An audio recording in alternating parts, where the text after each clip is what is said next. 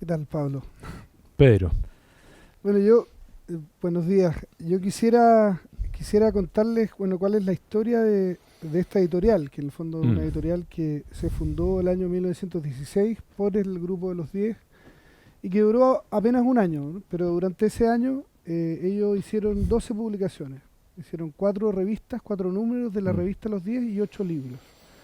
Y esta editorial tenía como propósito, en el fondo, publicar de distintas disciplinas artísticas. Naturalmente mm. publicó novelas, cuentos, poesía, pero también publicó un libro con partituras de una selección de músicos chilenos, por ejemplo, y Mira. tuvo en carpeta la publicación de un libro sobre Valenzuela Llanos y otro sobre Juan Francisco González.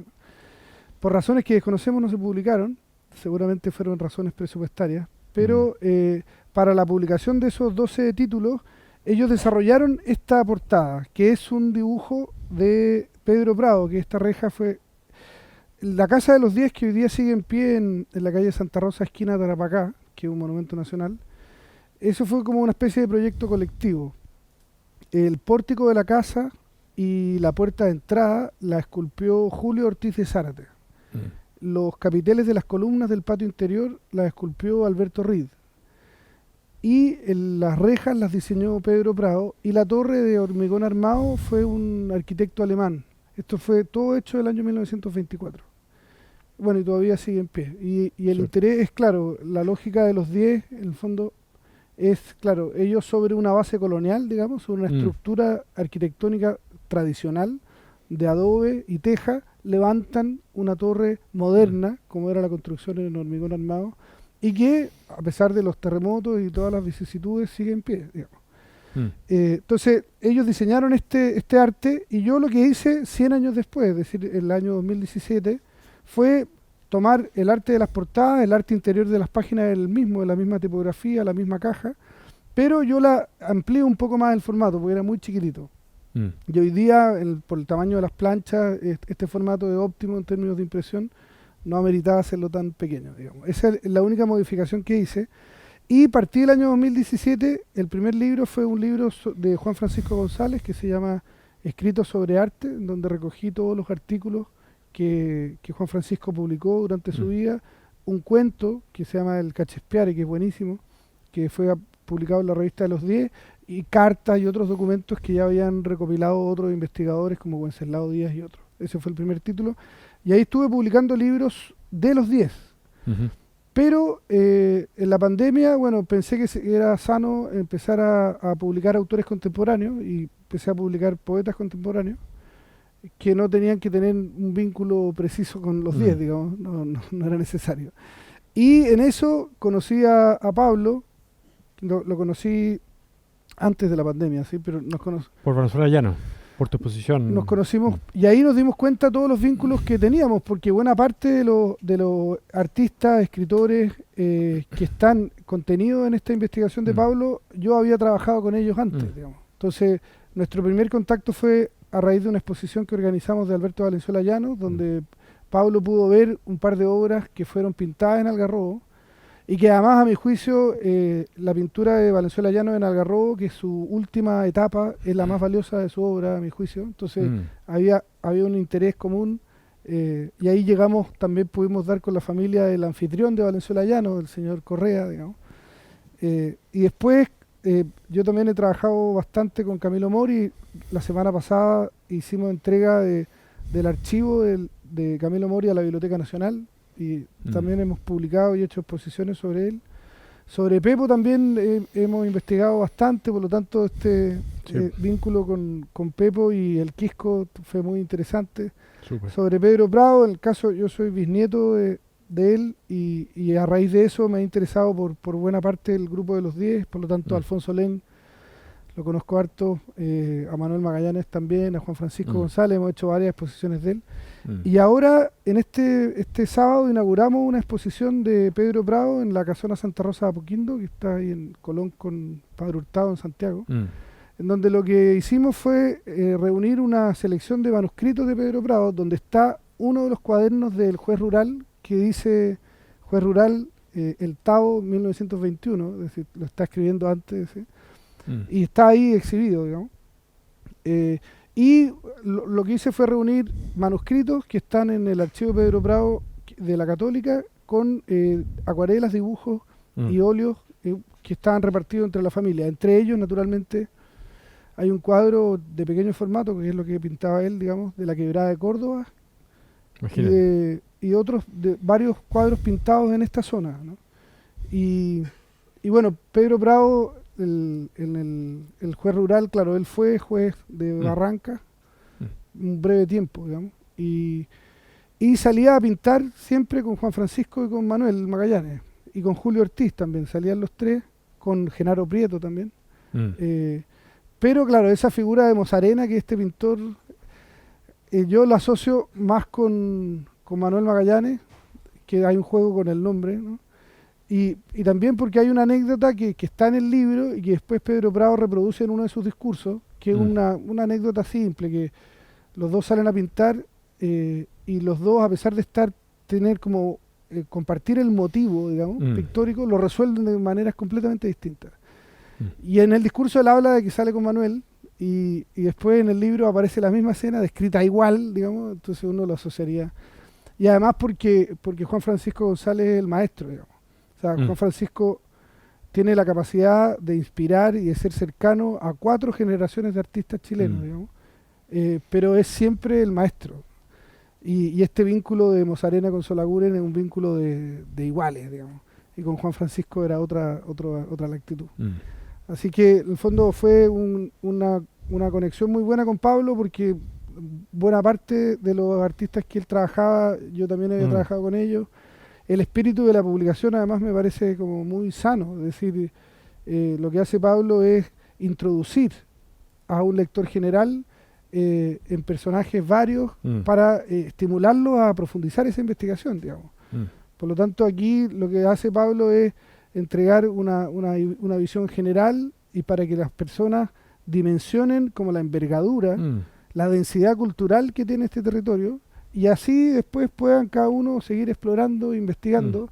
Y además está claro que va a haber un segundo libro, porque en el medio de la discusión yo le decía a Pablo, pero hay varias personas más, me dice, pero sí, suficiente, digamos, tiene que terminarse en algún minuto. Y la última persona, como la más reciente, fue la Simone Chambelán, que es una francesa que se avecindó en Chile, que tuvo su casa acá en Isla Negra, y que hicimos una exposición de ella en Las Condes en marzo, y encontramos uno de sus libros, o sea, su único libro de poesía, que lo publicó y lo presentó en Isla Negra el año 98 en francés, y que lo reeditamos y lo vinimos a lanzar a la Biblioteca del Algarrobo. Así que ahí tenemos a una, pero varias más que van a surgir. Entonces, a mí, en el fondo, lo que me interesa que quizás Pablo pueda compartir con ustedes cuáles son, a su juicio, como los hallazgos que tiene el libro, digamos, porque no vamos a hablar de Vicente Huidobro, que está acá, pero ya ni de Nicanor, ni de Neruda, pero sí hay otros personajes que yo creo que son igualmente interesantes, pero menos conocidos. Sí, así como a nivel de hallazgos, Pedro, igual, claro, insisto, es como medio presuntuoso este asunto, como decir, yo antes que yo pusiera la atención ahí, nadie sabía. Se desconocía por completo la presencia de... Yo sospecho que sí había una alta ignorancia respecto al vínculo de Manuel Magallanes y Cartagena, y que construyó una casa. De hecho, la casa de Manuel Magallanes, o sea, esa casa, para que tú lo sabes bien, pero digamos el resto de las personas que no lo saben, escribió un libro que se llama La casa junto al mar, que habla del proceso de construcción de esa casa, ¿ah? De cuando elige el sitio, yo qué sé, en forma poética, pero abordando un hecho real de su biografía personal. Entonces, bueno, esa casa uno no descarta que todavía esté en pie. Eventualmente, ya que la construyó el año 14, 15, 16, tiene más de 100 años, puede estar demolida, pero puede que esté ahí. Pero nadie sabe, bueno, y desgraciadamente también habría que decirlo, Manuel Magallanes Moure no es una figura del todo, no es un Manuel Roja, por ejemplo, como recién conversábamos, una figura que está un poquito más recogida, menos leída, desafortunadamente, porque bueno, yo aquí como que estamos saludándonos entre nosotros, pero el libro que usted en Origo, esta obra es completa, que tú me regalaste, y bueno, ahí uno se entera de la, no sé, de la calidad de ese autor, ¿ah? Que de repente uno dice el paso del tiempo, en arte el mejor juez es el tiempo, después de 100 años sigue admitiendo ciertamente una lectura súper rica e interesante. Entonces, bueno, para seguirte con el recuento, yo creo que también el otro que es Manuel Rojas. Y Manuel Rojas, pese a que tal vez alguien aquí podría levantar la mano y decir, no, pero yo sabía desde el año 80 que Manuel Rojas tuvo casa. Bueno, es que Manuel Rojas tuvo 2 casas, llegó a tener, y ambas están, o sea, digamos, y dada la envergadura del vínculo, uno podría decir un hallazgo, ¿ah? Porque releva algo que es muy importante para el litoral, muy importante, un premio nacional de literatura, como lo conversamos con Luis, un autor que se sigue leyendo, que de hecho para no me acuerdo la fecha creo que de publicación, aquí Gonzalo de repente podría ayudarnos, qué es lo que se celebró, pero cuando se hizo una novela gráfica de Hijo Ladrón. Por eso te digo, yo no sé si era por el centenario Manuel Rojas. Hijo Ladrón es del 55. No lo sé, pero hace un tiempito atrás se hizo una novela gráfica. 2015 tiene que haber sido a los 60 años. En fin, claro, por una efeméride, pero es un autor que sigue generando, se sigue escribiendo mucho sobre Manuel Rojas, sigue siendo muy leído. Y bueno, él tuvo 2 casas y lo singular es que la primera casa, él la construyó de cero y mandó llamar al mismo arquitecto que remodeló la casa a Pablo Neruda, este catalán Germán Rodríguez Arias, y que son casas patrimoniales, son casas con un buen diseño estilístico, arquitectónicamente muy valiosas, y además que fue prolongado en el tiempo, porque Manuel Rojas después se va a Estados Unidos, vuelve casado con la estudiante esta estadounidense, Julian Clark, vende una casa, bueno, ahí estas cosas son medias como cagüines, pero fue la propia hija que todavía vive la que me dijo así como que pesa la distancia de la muerte ya con el padre, dijo, no, pero mi papá cuando llegó a Estados Unidos llegó enamorado, entonces vendió la casa, porque como llegó casado con una chica veinteañera, treintañera, muy jovencita, él ya era un sesentón. Entonces, bueno, pero aún así, pese a que vendió esta primera casa, que le construyó este arquitecto catalán, a su gusto, digamos, él luego se vincula con otra casa, que también construye el mismo arquitecto, el Rodríguez Arias. Entonces, Manuel Rojas te podría señalar que, claro, ciertamente otro... A ver, ¿quién más? Bueno, también, bueno, no es que eso tampoco es hallazgo, porque claro, van a decir, bueno, si tanto sí, así que pero hubo... lo que pasa es que lo interesante es que uno tiene la capacidad de sorprenderse, digamos. El hallazgo es tuyo, digamos. Los demás verán si o no. Sí, claro. A mí me han criticado porque, claro, tengo una página web que se llama pinturachilena.cl y ahí cuando encontramos obras de colecciones privadas, las publicamos y decimos, mira aquí una obra que descubrimos. Y hay una mujer que conocemos, digamos, que se ofende cada vez que aparece una obra de artista mujer porque dice, bueno, yo ya la conocía, digamos, ¿por qué hablan de hallazgo? Bueno, para nosotros sí, digamos, claro, no pasa nada. Y no estoy obligado a citarte cada vez que publico una obra de una artista mujer, digamos. Sí, por lo tanto, hablemos de los hallazgos nuestros, digamos. Después si los compartimos muy bien, pero eso es lo bonito de hacer este tipo de proyectos, digamos. Sí, sí. Bueno, y la constelación litoral, y volviendo, porque hay obviamente la figura de Neruda, ciertamente. Neruda hace el ejercicio y Huidobro, así cronológicamente hablando. Uno dice, claro, ellos hacen un esfuerzo deliberado de venirse a este lugar porque se conectan con el entorno natural. De ahí está el tema, de repente la gente me pregunta a mí como mi faceta como ambientalista, y yo no tengo nada que ver con eso. Yo tengo la misma sensibilidad, más o menos, digamos, de la misma familia, no es que tenga la misma sensibilidad en términos de envergadura, pero que todos estos señores que están aquí, que están presentes en este libro, que es una sensibilidad artística, estética, estilística, yo qué sé, visual. Entonces, bueno, cuando viene un señor como Pablo Neruda, vienen encantados, fascinados, deslumbrados, como la autora que tú citaste, la Simone Chambelán, que también por el entorno natural, por ya sea el mar, las rocas, este litoral, las playas, yo qué sé, el cielo de este sector, el aire puro, cosas de esa naturaleza. Aunque sea relativamente cliché, eso los inspira, de alguna manera. El silencio puede ser también. Tanto sí que después viene bueno, yo me estoy yendo un poquito por las ramas, pero eso es lo interesante, que yo cuando pongo en el título constelación, la idea es irse por las ramas. Por ejemplo, cuando viene, que aquí ya que está Damaris, ella me habló de, Pablo, ¿qué pasa con José Donoso? Y el vínculo con Isla Negra. Bueno, ¿me entiendes, no? Entonces, como estaba Neruda acá, Donoso tal vez era un tipo más citadino, no le interesaba venir acá a la playa. Pero como ya estaba residiendo en los años 50 Pablo Neruda, ¿dónde está Pablo Neruda? Yo quiero estar con Pablo Neruda. Yo quiero escribir mi libro, siendo un escritor joven, veinteañero, junto a ese gran árbol frondoso que me inspira, que es Pablo Neruda. ¿Dónde está? Está en Isla Negra. Y José Donoso viene y escribe la primera, al menos la primera versión de su primera novela, Coronación, en Isla Negra.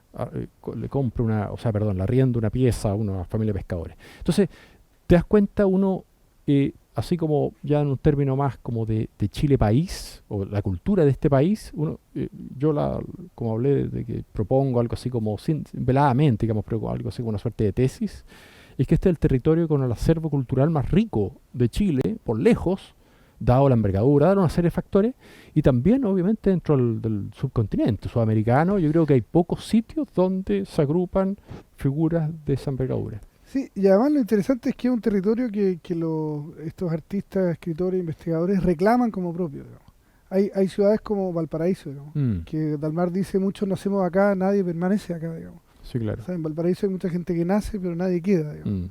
Llegan otros, digamos. Sí, sí. O sea, de hecho Camilo Mori es porteño, es de Valparaíso, pero termina radicado en el Quisco. O sea, no radicado, él tenía su casa en Santiago, pero Sí. el lugar donde iba los fines de semana era el Quisco. La casa que tuvo y que tiene todavía la familia Mori en Valparaíso, una casa muy pequeñita que compraron muy tardíamente, pues como para darle un gusto a la maruja, digamos.